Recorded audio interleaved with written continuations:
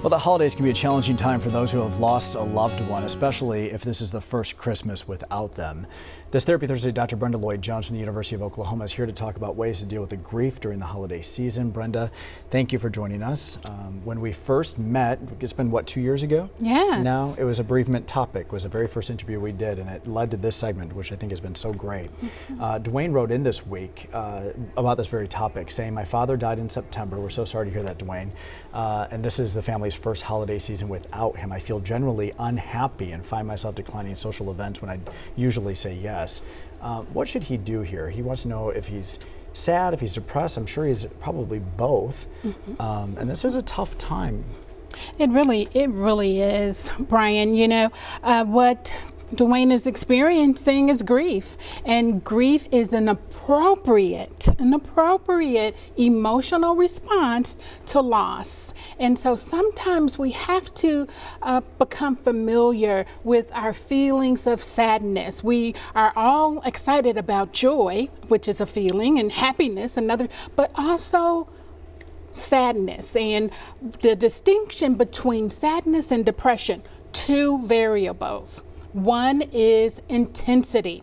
How much is the sadness causing you to disrupt your normal routine? And then duration. How long is the sadness lasting? And so if it gets into the several months and onto a year, and you find that it is totally disrupting your eating pattern, when you would eat, now you don't eat. When you would sleep, you don't sleep. When you would interact with others, now you find yourself not interacting. That is a signal you need to contact your physician. Certainly a mental health professional can help you through this tough time, particularly given the new environment without father. Yeah, but Dwayne needs to give himself some grace too. It's only been 3 or 4 months. That's right.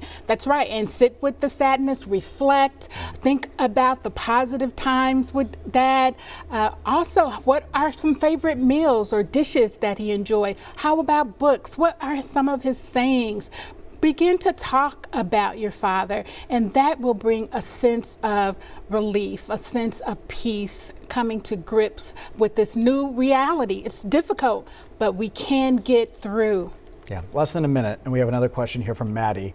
They say, "I volunteered to host Christmas dinner for my extended family before learning of everyone's dietary needs and preferences. How can I accommodate everyone?" Oh, what a great question, and relevant. You know, there's nothing like, in addition to the basic entree, how about a hearty, robust salad with vegetables? You can't go wrong adding additional vegetables, a hearty soup with vegetables, and then when they ask, what can we bring? Respond, your favorite side dish. And that will certainly help with the menu. They can talk about how they made the particular side dish, and also introduce people to new and delicious side dishes. Okay. All right. Good advice as always. Merry Christmas to you. It's great to see you, and I love the red.